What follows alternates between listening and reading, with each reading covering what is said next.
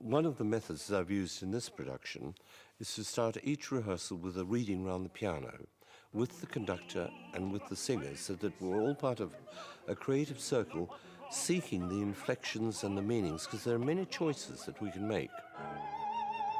I'm trying to get them to inhabit the characters, and I really base all my directorial technique on the method, on Strasberg and Stanislavski. Yeah. And it's actually a different tone altogether. Yeah. Having objectives, being specific, using memory, using sense sensations. Then it is the way. Yeah, that's right. So that the artists aren't left floating, reciting musical statements.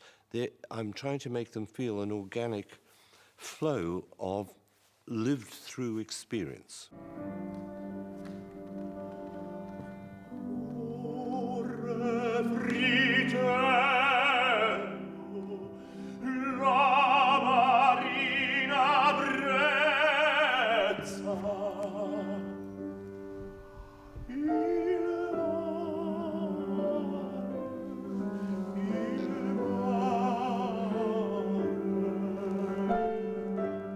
Rehearsals, when they are conducted in this manner, in an organic manner, it's mostly about people feeding off each other, feeding off the positive energy and feeding off their respective talents. This is the secret, to dive into the roles and live their lives through pain, sorrow, joy, emotions, but live all these feelings under your own skin, and this is the only way you can do it.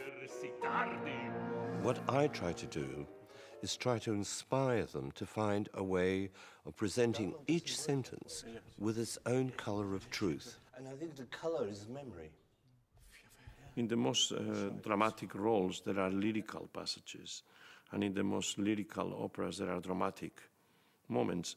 So you have to color, I think it is, if you don't color, I think every singer, even if they know or they don't know, they have to be coloring because it's necessary, Colors in opera are very important because with colors, using the different shade of colors, you give a different shade to the phrase, a different meaning.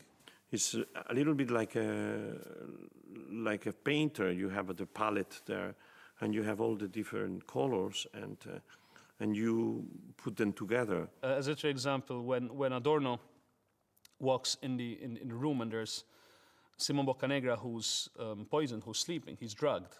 He immediately sees him and he wants to kill him with dagger in hand, and he goes like, "Hey, dorme, now's my chance." But then it's like, he states, "But can I do it?" He says, "Quale sento ritegno, reverenzo tema." And this is about interpretation. It's very easy in Verdi music, for example, for it to fall into banality, because often he writes in waltz time.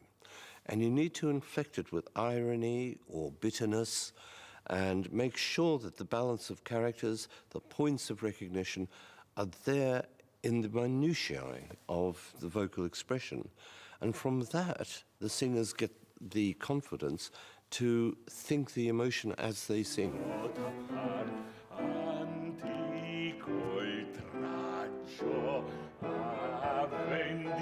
And at the end, there is this amazing duet between Fiesco and Boccanegra, where Fiesco has this amazing moment of redemption. He realizes that he has mistaken all his life, also towards Boccanegra. Only at this moment he understands the real soul of that man. I tell you, that duet, for both of us, I'm sure, is something that, first of all, we sing and act for ourselves. Then eventually to an audience. But the music, the situation is so involving for both the characters that is something, it's a privilege that we want to live first.